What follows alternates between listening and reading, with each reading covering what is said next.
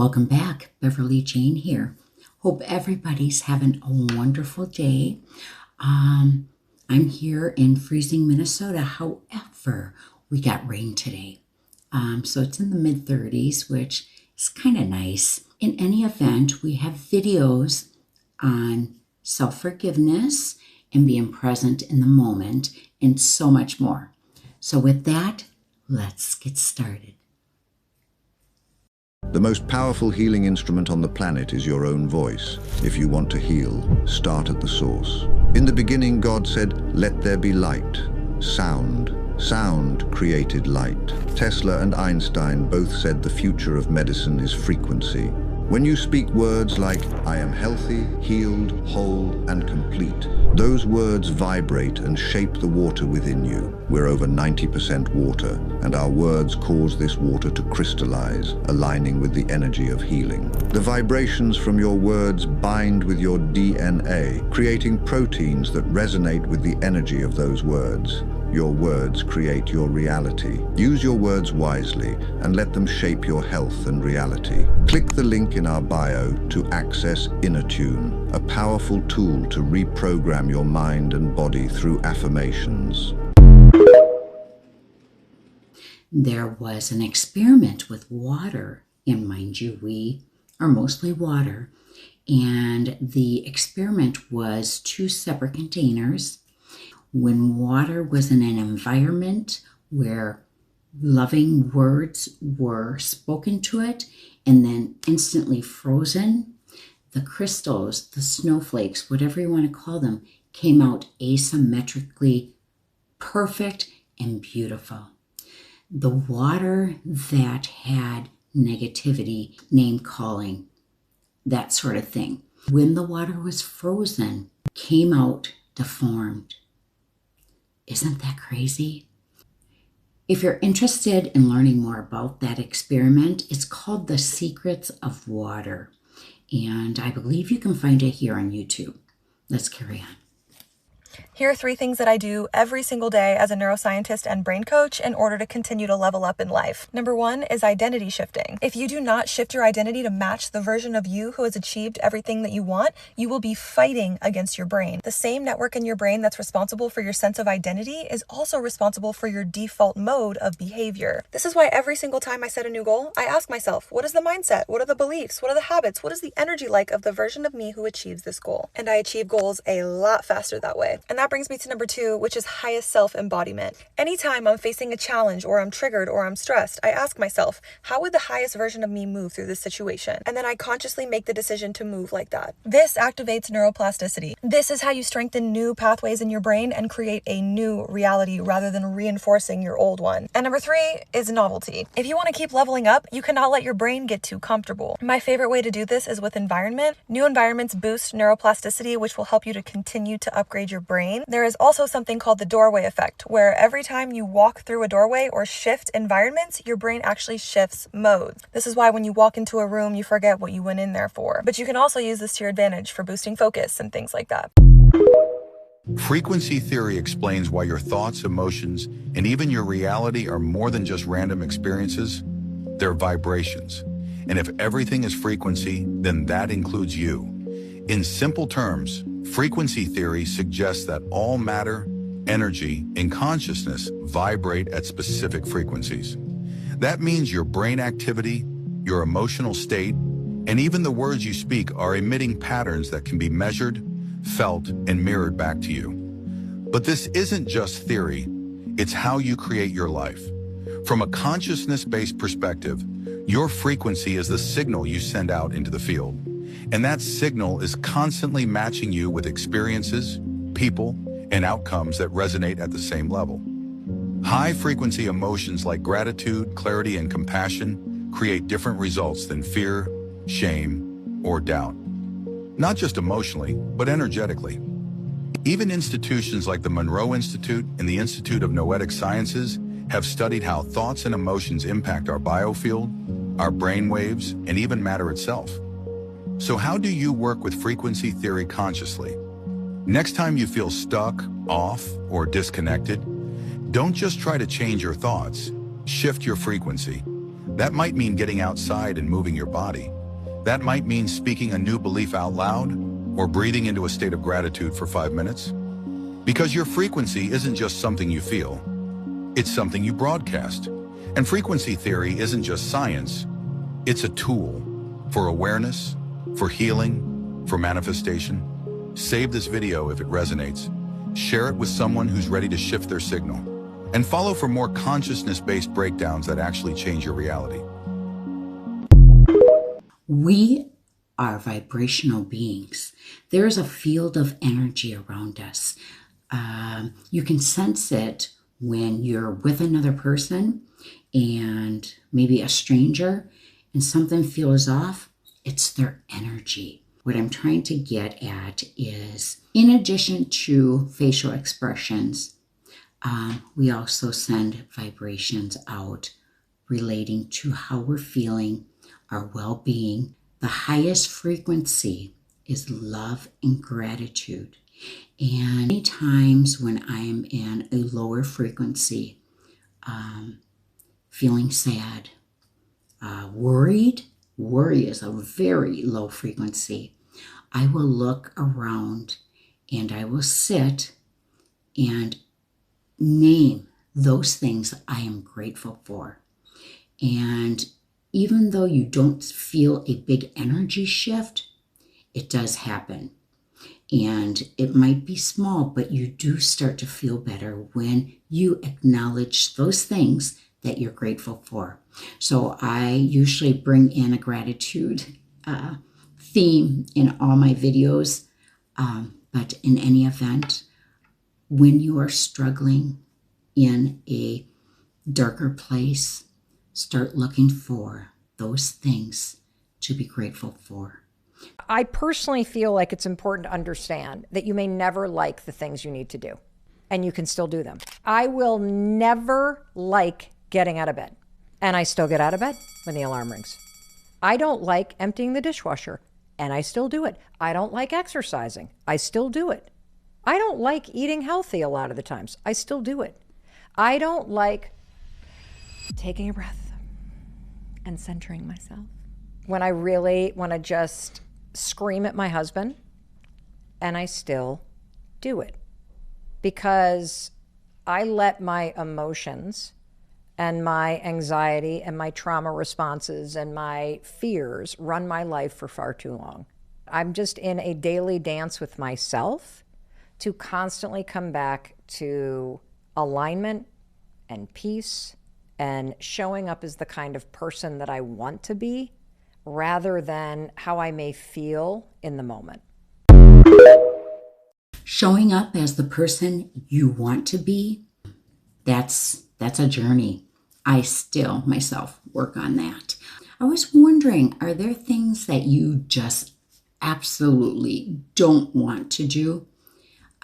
Leave a comment below and let me know. I'd be very curious to see your responses.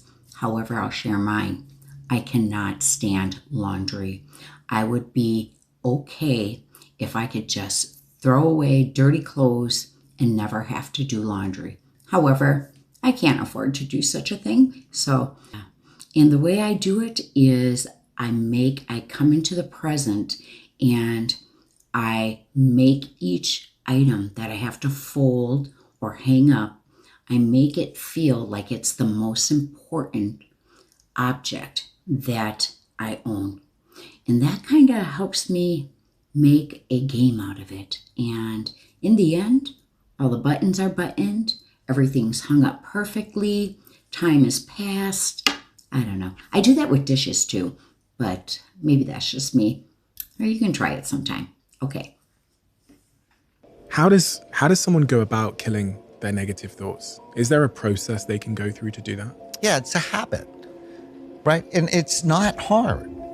But like any habit, you have to do it repeatedly, like over and over and over and over and over and over.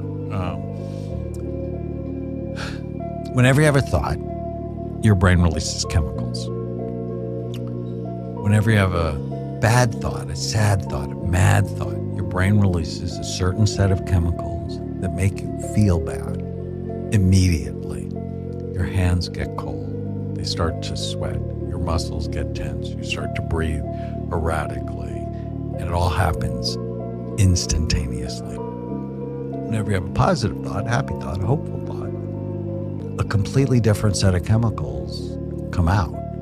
And your hands get warmer, drier, your breathing slows down, your heart beats in a healthier, and it happens like immediately. People have ADD, since we're talking about that, they tend to go more toward negative thoughts because negative thoughts are more stimulating. And here's the exercise. Whenever you feel sad or mad or nervous or out of control, write down what you're thinking. And then ask yourself, is it true? Is it absolutely true? This is a process I learned from my friend Byron Katie. How do I feel when I have this thought? How do I act when I have this thought? And what's the outcome of the thought? So, is it true? Is it absolutely true? How do I feel, act, and the outcome of the thought? How would I feel if I didn't have the thought? How would I act if I didn't have the thought? What's the outcome of not having that thought? And then my favorite part of it is take the original thought. Tana never listens to me. Tana's my wife. I've had that thought. And then turn it to the opposite. Tana does listen to me. And then just ask yourself whether or not that's true. And by directing my thoughts, by managing, so rather than being a victim, so many of my patients are victims of their thoughts until they do the work, right? This is one of the things where do what the F I say. Write down 100 of your worst thoughts. Take them through that process. And by the time you get to 30, they'll stop bothering you. I love what he said about writing down all those thoughts. However, those thoughts will happen when you're not in a place where you can simply pull out a pen and paper. So one technique I use is I say, thinking, stop, stop. I recognize that I'm thinking and I tell myself to stop. Focusing on the action of telling your thoughts to stop distracts your thoughts from the negative. How does someone truly know something that feels right for them to pursue in a world where they're either clouded, so they don't know themselves well enough, or they get distracted? First thing we have to do is move our attention away from the outside world. Spend some time with yourself. No music, no headphones, no podcast, nothing like that. Second thing is, if you sit with yourself, what's going to come up is a lot of negativity.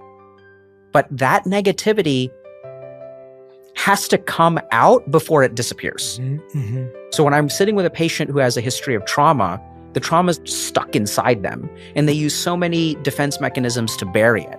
We want to bring that stuff up. We want to have you crying and stuff like that, and then let it go. Mm-hmm. And then underneath all the negativity, you will find that voice, that internal sense of really what you want, right? When you have a good cry, at the end of that, like, you'll have a sense of peace and you'll be like, okay, like, this sucks. Now that I've sat with it, what am I going to do about it? And it's amazing how it happens. You don't have to do it. All you have to do is create the right circumstances. The moment that you swallow a piece of food, your body takes care of the rest. If you give your mind the right environment, it is designed to heal, just like a cut on my arm. It will get rid of those negative emotions. You just need to stop getting in the way. I want to bounce off what he said. I want to say that we innately know what is good for us, what's meant for us. We get an excitement, we get a desire, we get a drive. But what I take from this is listen to your gut feeling, feel it out.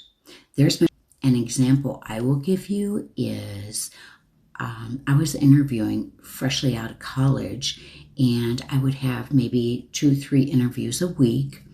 And every once in a while, I'll cancel one of those interviews. It just, I don't know what it was. Was it the time of the day, the description of the job? I don't know what it was, but something inside me said, you don't want that job. Just cancel the interview. So you need to go in and trust your instincts. Like I said, and what we are learning, everything is energy. All right. If you can grasp this concept, it's going to change your life. Thoughts are not generated by the brain. They are received. The brain functions more like an antenna than a hard drive. This is not speculation. It's supported by both neuroscience and physics. Neuroscientist Carl Pribram and physicist David Bohm demonstrated that memory and perception are distributed throughout the brain holographically. This means the brain accesses information based on frequency, not fixed location. You do not store a thought. You tune into it. Now, here's where your nervous system comes in, because your nervous system regulates your body's electromagnetic field. And that field is what interacts with the quantum field, pulling in thought patterns that match its frequency. If your system is dysregulated, stuck in fight, flight, freeze, or fawn, you're operating at a lower frequency. And in that state, your field is tuned to pull in thoughts aligned with fear, shame, chaos, or scarcity, not because they're true, but because they match what your system is resonating with. Now, you've probably felt this in real time. When you're stressed or overwhelmed and your nervous system is dysregulated, you might notice you forget words mid-sentence or struggle to recall a certain memory. That is not random. It's because you're not resonating at the frequency of those words or memories anymore. You can't reach them. Now, this isn't just energetic, it's actually neurological. Dr. Stephen Porges, his polyvagal theory shows that the state of your automatic nervous system completely shifts your perception, emotional processing, and the thoughts made available. In other words, the quality of thought you access is filtered through your physiological state. So when you're looping in negativity or self-doubt, it's not just mindset, it's your frequency. And when you regulate your nervous system, your field shifts, your signal elevates, and the thoughts you begin to access are entirely different, clearer, more creative, and aligned with possibility. This is why regulation isn't optional. When you begin to access and loop on higher frequency thoughts, you naturally begin taking higher frequency actions. Those actions repeated become higher frequency behaviors, and those behaviors over time create a shift in identity. So if you want to shift your reality, don't just change your thoughts, change the system that's tuning into them. When you sleep, you sleep. When you eat, you eat. When you talk, you talk. When you work, you work. But nowadays, people work and they think about eating. People eat and they think about sleeping. People sleep and they think about working. So there's something not aligned. There is no synchronicity. You are here, but actually something else is there. And this is not how it's supposed to be. Being present means you sleep, you sleep. You talk, you talk. You eat, you eat. You walk, you walk. You drive, you drive. You listen, you listen. Stop thinking too much of the past. Stop dreaming too much about the future. Practice yourself. Remain in the present. One thing I want to share is when we are somewhere that we don't want to be, that is a denial of life. If there are things that we must do to survive and don't want to be there, that again is a denial of life. I get what he's saying. Be present. If you're going to brush your teeth, feel the toothbrush. Focus on how the toothbrush is feeling on your teeth instead of thinking about what someone said or the bill that you got to get paid later that day. Focus on what is in the present moment. That is a form of mindfulness. And I might get some more videos on that in the future here. But in any event, if you're washing dishes, focus on that cup.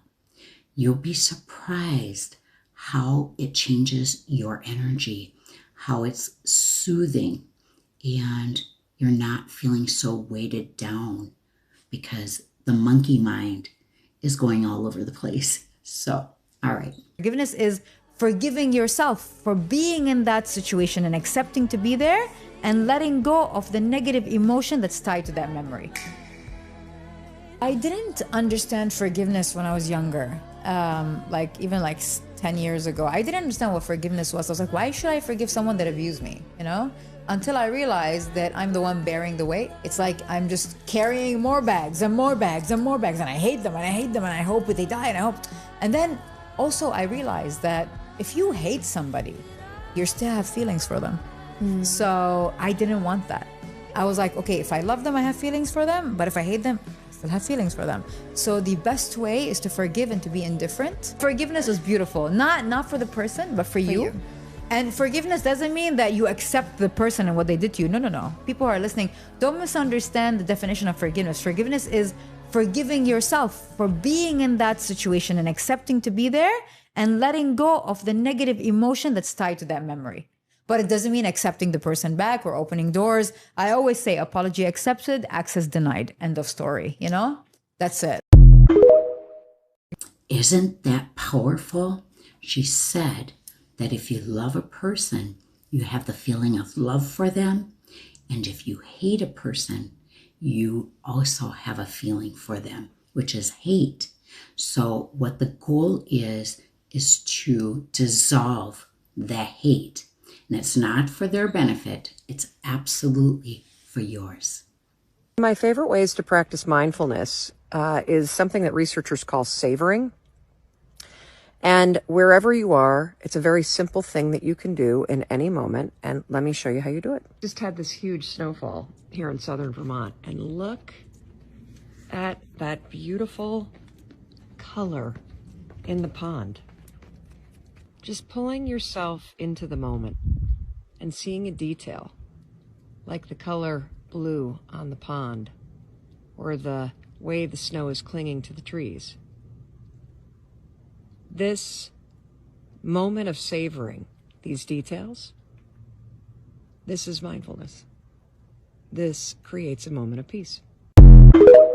Today I'm going to teach you a skill that you should have been taught when you were a child, but probably weren't: how to forgive yourself. One of the core values of old happy culture is perfection, and so we have grown up believing that we are not worthy of love unless we are perfect. One of the consequences of that belief is having a really hard time forgiving ourselves for being human. And that puts us in a really tough bind because not a single one of us will ever be able to be a perfect person. This practice I'm going to teach you is specifically for learning how to forgive yourself for things that didn't affect another person, but maybe were making a mistake or embarrassing yourself or not showing up the way that you wanted to. First, put your hand on your heart and then say to yourself, using your own name, Stephanie, you're a human who is trying her very best.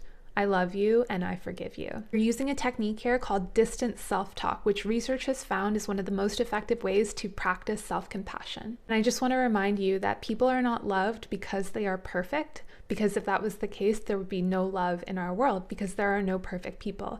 People are loved because they are human beings, and you deserve that too. Stop holding yourself to some standard of perfection that is not required. What the hell did you do that helped you stop punishing yourself? Here's how you know somebody has forgiven themselves. They start to invest in the new version of who they are now. So if you are struggling to forgive yourself, number one, let's make that leap. I forgive myself. If you do that, the only way you can prove that is by investing in this new, better version of who you're becoming. When people struggle to do that, you know it because there's so much about what they were and what they didn't want to be. There's no evidence of who they are now. So if you look at me, I hope you know I've forgiven myself, because there's no way you can walk around with bright eyes in any sort of confidence, knowing the wreckage of my life. Yeah, no, it's not that I don't know that. A lot of people get thrown off by that because they want you to be sad. They want you to be broken. And that says more about them than it does you anyway. But for me, it's like, I've forgiven myself. How can you even show your face in public? Well, I forgave myself. God forgave me. My wife forgave me. My kids forgave me. I forgave myself. That's how. Argue with the argument, not with the person. When someone says something we don't like, instead of saying, you're wrong, we can say, here's my issue with that. Now, when we say, here's my issue with that, We're allowing it to be that, not them. And there's a huge difference. And if your arguments, if the way that you speak to people right now requires people to dismantle their own ego in order to agree with you, people are not going to agree with you very much. But if you make their argument your opponent and make them the person your ally, you will gain many friends and win many. One thing I wish he would have actually emphasized is when you are engaged in conflict with another person, abstain from saying you, because every time you use the word you, it's an attack on the other person and it puts them in the defensive. So I feel this because of this instead of you did this to me. And it's empowering. You are in control of how you're going to communicate, and just knowing that you're able to direct the conversation to the actual issue, that's your power. Discipline your thoughts. Stop thinking too much. Don't go into the past. Don't go into the future. Be in the present. Why? Because only then it's possible that the mind is free, the capacity is free, and now you can completely immerse into whatever you are doing. And this means you have arrived. You have arrived. That's it. Thank you so much, everyone, for hanging out with me today. I really appreciate this, because making these videos, which I'm new here on this channel or on YouTube, making these videos take a lot of time, a lot of editing, and I would say one video takes approximately 6 to 10 hours at times. So I'm trying to bring the best value. As time goes on, I will get new equipment and make it a little bit more professional. But right now, all my desire is to connect and maybe send something out there to the universe for somebody that may need it that day. So with that being said, if no one has told you, you are valuable, you are worthwhile, and you are loved. Okay, I'll see you next time. Take care.